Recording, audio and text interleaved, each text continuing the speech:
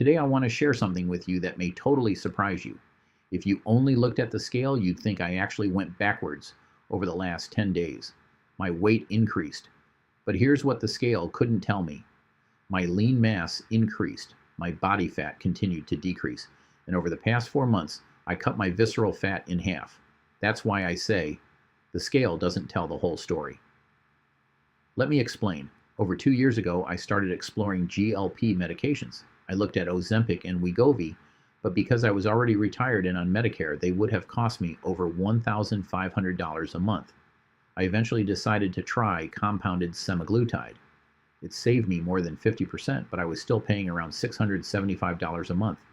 After 4 months, I had very little success. And like many people, I experienced side effects, so I stopped. Another year went by, and I was still struggling to lose weight. I kept seeing people lose 20, 30, 40, even 50 pounds or more. I knew I had to find a solution that was right for me. In late January of 2026, a friend introduced me to an all-natural GLP support product. I decided it was worth trying. On February 1st, 2026, I weighed exactly 260 pounds. That was the day I committed to changing my health. But I also realized something important. No supplement, no medication, and no product was going to do the work for me. I needed a system. So I started learning everything I could about how metabolism changes after 40. I focused on eating more protein, strength training, walking consistently, and building habits I could actually maintain. Then on April 2nd, I received my Hume Body Pod. This is much more than a bathroom scale. It measures more than 45 different body composition and health metrics in less than a minute.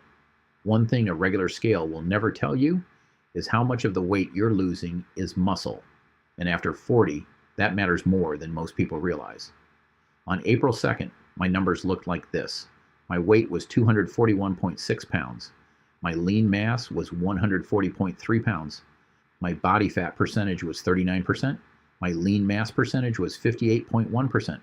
My trunk fat mass was 49 pounds. And my visceral fat index was 20. Visceral fat is the fat stored deep inside your abdomen around your organs. Higher levels are associated with an increased risk of heart disease, type 2 diabetes, and other metabolic conditions. A healthy visceral fat index is generally between 1 and 9. At 20, I knew I had to take my health seriously. Now here's where things get interesting. Let's fast forward to today. If you only looked at my weight, you'd see that I went from 237.9 pounds 10 days ago to 239.2 pounds today.